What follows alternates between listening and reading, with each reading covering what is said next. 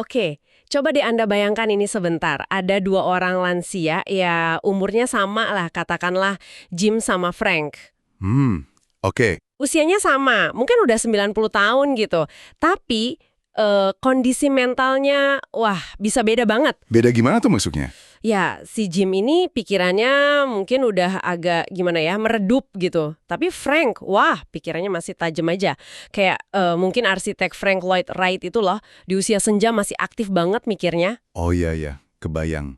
Satunya masih on, satunya udah agak off gitu ya otaknya. Nah, persis. Pertanyaannya kan apa sih rahasianya? Kok bisa beda gitu? Ternyata salah satu kunci pentingnya itu ada di sesuatu yang ya deket banget sama kita semua. Bergerak. Betul sekali. Dan ini nyambung banget sama yang mau kita bahas mendalam kali ini ya, dari temuannya John Medina soal aturan otak nomor 1. Intinya, aktivitas fisik itu secara fundamental ningkatin kekuatan otak kita. Wah, menarik nih. Jadi bukan cuma soal badan sehat ya? Jauh lebih dari itu. Ini soal gimana otak kita bisa berfungsi optimal.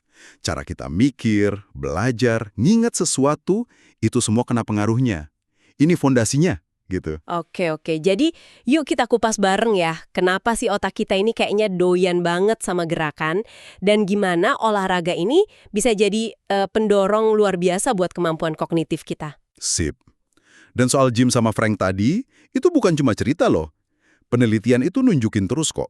Ada perbedaan nyata banget antara orang yang gaya hidupnya aktif sama yang ya lebih banyak diem aja, duduk gitu. Oh iya, jadi emang ada kaitannya sama penuaan otak ya? Iya, erat banget kaitannya.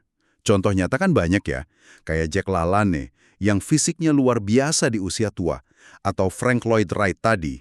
Ada korelasi kuat lah antara vitalitas fisik sama mental. Masuk akal sih. Tapi kan kita butuh bukti lebih dari sekedar cerita ya, maksudnya data gitu, ada nggak? Oh, jelas ada. Banyak banget. Secara konsisten ya, orang-orang yang rutin olahraga itu, performanya lebih bagus di berbagai tes kognitif. Tes kognitif itu kayak tes memori gitu? Iya, macam-macam. Tes memori jangka panjang, kemampuan nalarnya, fokus atau perhatiannya, terus cara mecahin masalah, bahkan sampai fluid intelligence. Itu semua lebih unggul dibanding yang jarang gerak.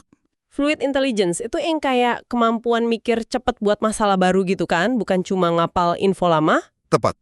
Kemampuan buat mikir on the spot gitulah. Ngadepin teka-teki baru yang belum pernah ketemu. Nah ini kelihatan banget di studi anak sekolah.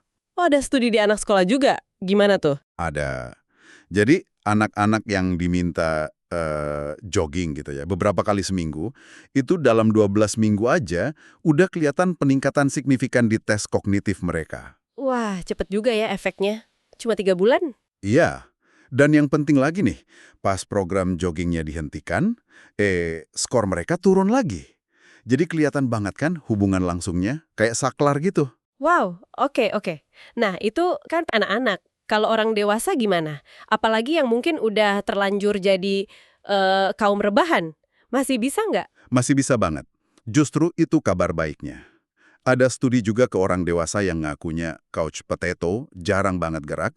Mereka ikut program olahraga aerobik, rutin gitu selama 4 bulan. Terus hasilnya? Hasilnya, ada peningkatan nyata juga di kemampuan mental mereka. Jadi nggak ada kata terlambat lah, dan nggak perlu jadi atlet juga kok. Oh iya? Nggak perlu yang berat-berat gitu. Sah, gerak-gerak kecil gitu. Itu lebih baik daripada diem total. Tapi kalau mau standar emasnya sih, ya aerobik sekitar 30 menit, 2-3 kali seminggu. Ditambah latihan beban, lebih bagus lagi. Oke, jadi nggak terlalu berat ya syaratnya. Cukup konsisten aja. Buktinya kuat nih dari anak-anak sampai dewasa. Tapi saya jadi penasaran, kok bisa? Gimana ceritanya gerakan fisik ini bisa nyambung ke otak? Mekanismenya gimana di dalam? Nah, ini bagian serunya. Otak kita ini kan organ yang rakus banget energi, boros glukosa. Aktivitasnya tinggi terus. Dan ini ngehasilin banyak sampah, sisa metabolisme. Namanya radikal bebas. Oke, terus hubungannya sama oksigen? Oksigen itu dibawa sama darah kan? Fungsinya vital banget buat bersih-bersih sampah radikal bebas tadi. Jaga sel otak biar tetap sehat. Kalau suplai oksigen kurang, wah bisa cepet banget rusaknya. Dalam 5 menit aja bisa permanen. Ini mekanisme survival dasar banget. Jadi olahraga bantu suplai oksigen ke otak lebih lancar, gitu ya? Kayak analogi bangun jalan rayanya John McAdam itu bukan sih? Tepat sekali. Pas kita olahraga, aliran darah kan ningkat ke seluruh tubuh, termasuk ke otak. Nah, ini kayak memicu tubuh buat ngebangun pembuluh darah baru. Lebih banyak jalan di otak. Oh, jadi kayak nambah infrastruktur ya? Ya, persis. Ibaratnya kita ngebangun jalan tol baru atau ngelebarin jalan yang udah ada. Jadi pengiriman bahan bakar kayak oksigen dan glukosa jadi lebih lancar. Terus, truk sampahnya buat ngangkut limbah metabolik juga jadi lebih efisien. Dan peningkatan volume darah ini kelihatan jelas di area Denket-Geres. Itu juga ngerangsang produksi zat kimia namanya BDNF. BDNF apa itu? Brain Derived Neurotrophic Factor. Gampangnya, bayangin aja ini kayak pupuk atau vitamin super khusus buat sel saraf kita, neuron. Pupuk otak gitu ya? Fungsinya apa? Fungsinya itu ngejaga neuron tetap sehat, terus ngebantu bikin koneksi baru antar neuron, bahkan ngebantu lahirnya neuron baru. Prosesnya namanya neurogenesis, terutama di area hipokampus tadi. Wow, jadi olahraga itu nggak cuma bersih-bersih lewat oksigen, tapi juga menyuburkan dan membangun koneksi baru lewat BDNF ya? Lengkap banget. Iya, dua mekanisme utama itu. Peningkatan aliran darah dan rangsangan BDNF. Keduanya kerja bareng buat bikin otak kita lebih sehat dan berfungsi lebih baik. Luar biasa sih ini penjelasannya. Jadi jelas ya, ini bukan cuma soal badan sehat, pikiran tenang yang klise itu, tapi beneran ada perubahan fisik dan kimiawi di otak kita. Nah, terus artinya apa nih buat kita semua yang dengerin? Kenapa ini penting banget buat kita tahu? Penting banget. Karena ini langsung ngaruh ke kemampuan Anda sehari-hari. Gimana Anda belajar hal baru di kantor, gimana Anda nginget nama orang pas kenalan, gimana Anda mecahin masalah yang rumit, bahkan ya gimana kualitas hidup Anda nanti pas tua. Ini bukan sekedar saran kesehatan umum, tapi ini strategi buat ningkatin kemampuan kognitif Anda secara langsung. Kalau dipikir-pikir dari sisi evolusi jadi masuk akal banget ya.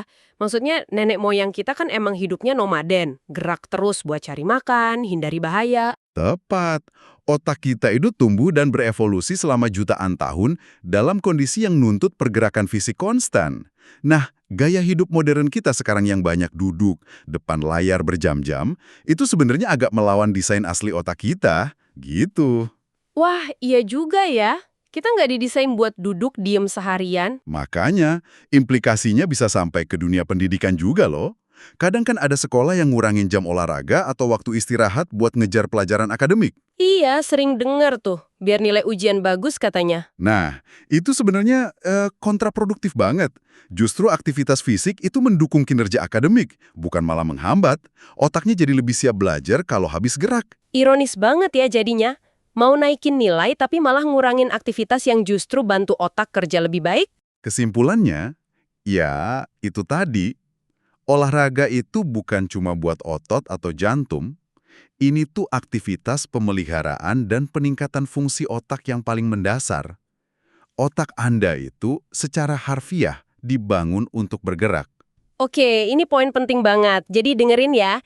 Selain mungkin jadwal olahraga rutin yang udah Anda punya, coba deh renungkan ini. Ingat nggak otak kita ini kan berevolusi dengan harapan akan adanya gerakan terus-menerus. Nah, perubahan kecil apa lagi ya yang bisa Anda selipin di rutinitas harian Anda hari ini juga?